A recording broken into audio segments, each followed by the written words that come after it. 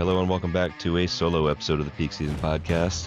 Just Luke this time. Tyler and I could not get our schedules lined up, so you just get me for this episode. And I am burning the midnight oil tonight, so we're just going to be audio only. I am sitting in one of my properties and midway through a very busy visit. So tonight we're going to be talking about visiting your property like a pro. I've got 7 tips for you for a successful trip to your vacation rental property.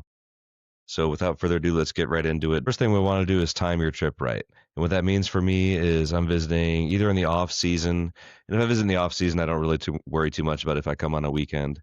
But if I do visit during the busy season, I'll try never to block out a weekend, and especially a holiday weekend, just to maximize my own revenue.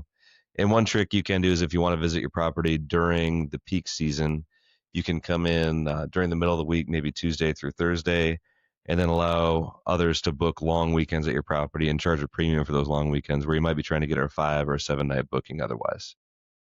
So tip number 2, fly solo or only with your partner. So what I mean by this is a lot of times when you're traveling to your properties, you might be coming with your whole family, a large group of friends. Maybe you're bringing your little kids with you, and you're going to arrive to your property and you're automatically going to be stressed because everybody's in vacation mode but you. And you walk in and you see a list of things that you need to knock out, or there's a million things that you need to get done, and you have to choose immediately between spending that quality time with your family or addressing things that need to be taken care of at your property. So one thing I've tried to implement is I'll take trips to my property either on my own or just with my wife or with one other person that might be helping me out, or I'll come in ahead of my family. That's what I'm doing on this trip. So I came in 48 hours ahead of my family, and they're going to join us, or they're going to join me on tomorrow. So I got here 2 days ago. They're going to join me tomorrow, and we're going to spend the weekend up here. And that just kind of helps to segregate the trip into a work mode and a play mode and helps keep everybody happy. Number 3, make lists. As soon as I get on the ground at one of my properties, sometimes even before, I'm starting an Apple Note on my phone with a list of everything I want to knock out. And as you progress through your property, you'll find that there's just things that you want to address. Not necessarily deferred maintenance, just little things that you see that are coming up, and you're like, oh, I need to get that. I need to get that. Having a list is absolutely critical. So I've got, a list for Walmart, a list for Target, a list for Lowe's, a list for things I need to do, a list for things I want to do in the future, a list, and this is just in my Apple Note right now, a list for things I need to change on my guidebook, things that I want to hire out a handyman to do in the future. All these things are going to be flowing through your brain at a rapid rate when you're at your property. Having a list really, really helps to just manage the stress, at least for me, and just keep me organized. And it's something I can refer back to later to see what I was able to get done, what I wasn't, and just plan accordingly for my next trip. Number 4, consolidate trips. So what I mean by this is it's really easy when you're at your property to want to fix one little thing. You get into it and you got to go to the hardware store. And then next thing you know, the 10-minute job took you an hour and a half because you went to the hardware store and back. Or maybe you need some new pillowcases, so you're just going to run to Target really quick and get some pillowcases. But what this ends up doing is just maximizes your time in the car. You're running the whole time. You're stuck in traffic, things like that. And you spend your whole trip just running back and forth to places. So what I like to do is, again, going back to that note, I'm making lists of everywhere that I'm going to go, and I might limit myself to one trip out per day even, or I'll say tomorrow's my day. I'm going to go do all the shopping. And after that, I'm staying at the property until such and such a time or until tomorrow morning, and then I can leave again. And forcing yourself to stick to that is going to help save your time and your sanity, and you're going to get more done because of it. And another thing that I'll do quite routinely is I'll use delivery services, even if it's just for groceries. If it's time you're not spending at the grocery store, or time you're not spending in your car, the amount of time that we have at our properties is so limited compared to the amount of time that we actually manage them. We really need to maximize the time that you're in the property. So using delivery services, if possible, is really going to help. So number 5, hire help. Don't spend your precious time doing menial tasks. What I mean by this is even though you're at your property and you're there to work, it doesn't mean that you should be spending a lot of time doing trivial, menial things. If you've got 5 chairs to put together, hire somebody to come out and put together your chairs. If you've got a driveway that needs to be pressure washed, you can get somebody to pressure wash your driveway while you take care of other things that you need to be taking care of when you're managing these properties. Number 6, take pictures and video for future use. Some things that I'm taking pictures of every time I visit my properties. I'm always going to do a full walkthrough, top to bottom, left to right, opening up all the closets. You never know when you're going to need to reference something, or where is this item at? Where are your fire extinguishers at? Just things of that nature.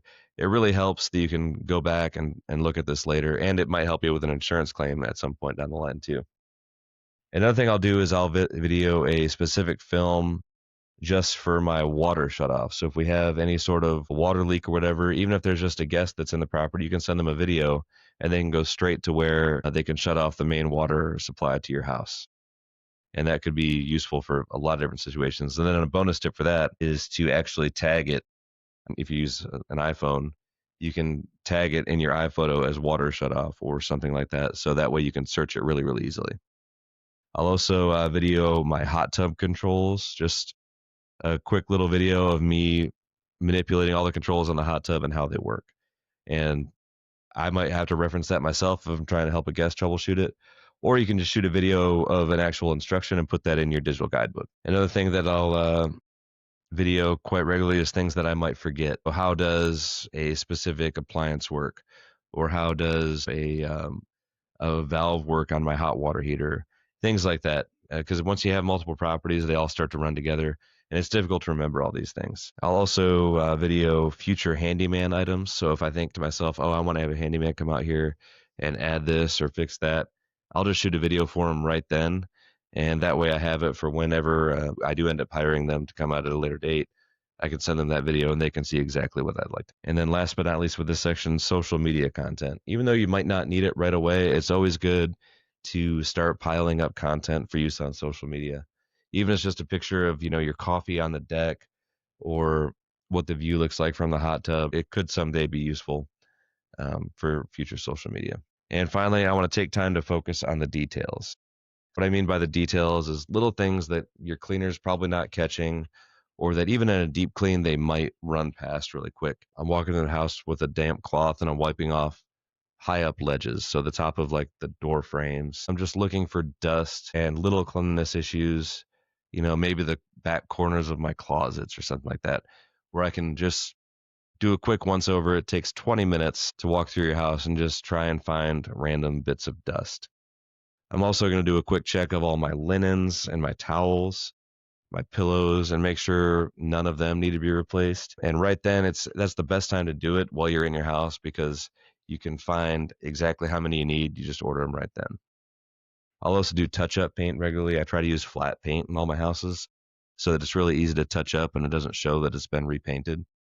So I'm just walking through the house with a small can of paint and touching up little areas, usually from like the middle of the wall down, where they just get little scuffs from suitcases coming in and out. And finally, one bonus item: set aside time to be a guest. So what I mean by this is I will usually sterilize 1 or 2 days while I'm at my property, and I force myself to not do anything as far as maintenance or projects. I am just going to enjoy the property, spend quality time with my family, and even if I took the whole trip alone, I'm going to set aside maybe a half a day just to relax and enjoy the property and try and see it through the eyes of a guest. Because that is one of the most important things we could be doing as owners and hosts, is putting ourselves in those guest shoes and really taking the time to enjoy and experience your properties. And it's going to help you become a better host in the future. Well, I hope you got something out of this podcast. We're going to wrap it up. We would appreciate a 5-star review, a like, and a subscribe. Everybody take care.